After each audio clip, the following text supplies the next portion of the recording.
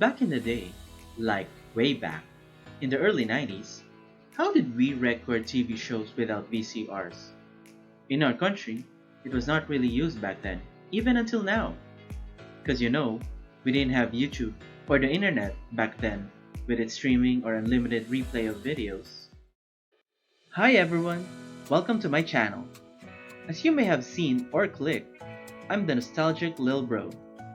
I would say I like anime, cartoons, games, pop culture stuff, and those things will be covered in a lot of my topics in my upcoming videos. A few things clear up first before we move on. 1. I am not little in any sense of the word.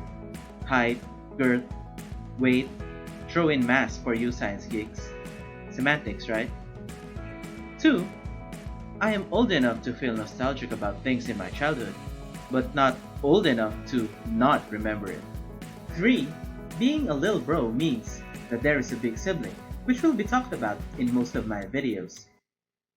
In this case, a big bro who shall not be named for reasons. He might stumble upon this channel and die of embarrassment if he knew I was talking about him. Lastly, I'll talk about things in my childhood and maybe early adolescent phase that I cherish or find funny. You can say these videos can be sort of a guide for you younger siblings on how to navigate being the younger spawn of the family. Older siblings can take away things here too, like how to treat us little rascals when we pester you or something. Now that the introductions are out of the way, let's get back to the fun part. When it comes to watching TV, my brother and I did it together, and a lot of those shows were anime, and they were dubbed locally to our language. They were usually shown during the afternoons, presumably when kids and students are already home from school and not doing their homework.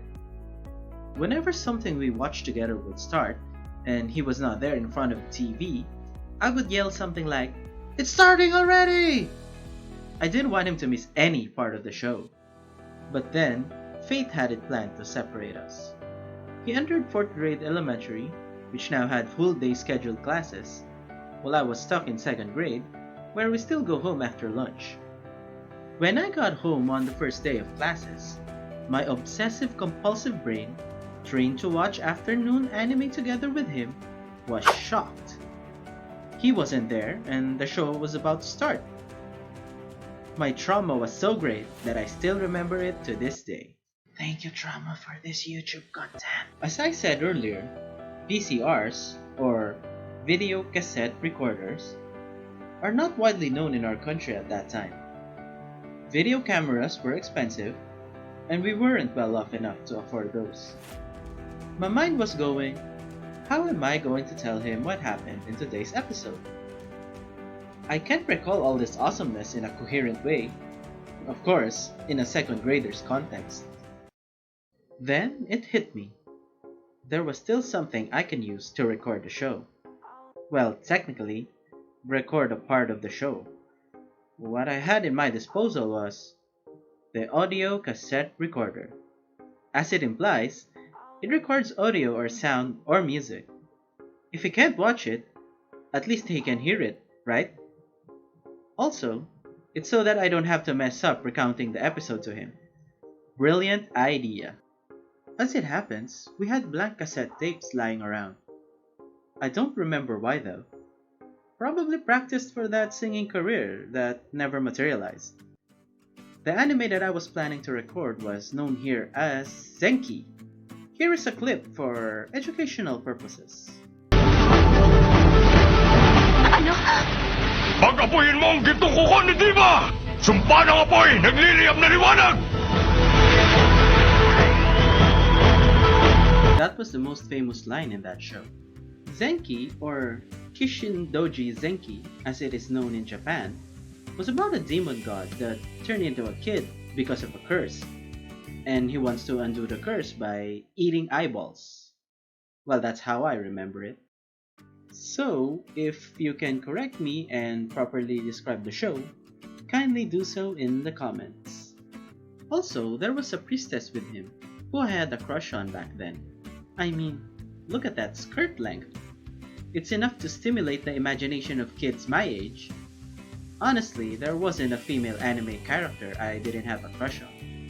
I can name more in my succeeding videos, and then you can judge me if I was justified with my childhood fantasies. There was also a blue Zenki. My memories are fuzzy about this show and have never revisited it. Guess I wanted to preserve its awesomeness in my memory. Back to that fateful day. The episode started and I pressed record. Then came the commercial break.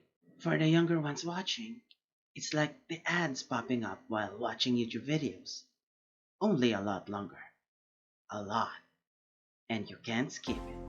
I pondered if I should record those too, but I worried that if I went to the bathroom and the episode resumed, I'd miss a part, and he'd miss a part, and then all of this would have been for nothing.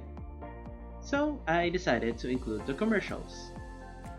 Luckily, the tape was able to record the whole episode.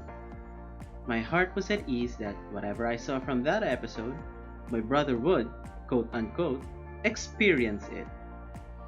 At last he came home. As soon as he stepped inside the house, I already held the cassette tape in front of him and said, "Here, I recorded the episode so you could watch it too." And he was like, "Nah, I'm good," and walked past me. Did I feel all my effort was put to waste? Yes. Did I want to cry? I think I did, internally. But that same night, we watched some other anime or cartoon together, and all was right in the world again. That was a glimpse of my childhood worries and struggles as a younger brother. If you would like to know more fun or frustrating stories like this, please like the video and subscribe to the channel. I'll see you soon on the next installment of this trip down memory lane.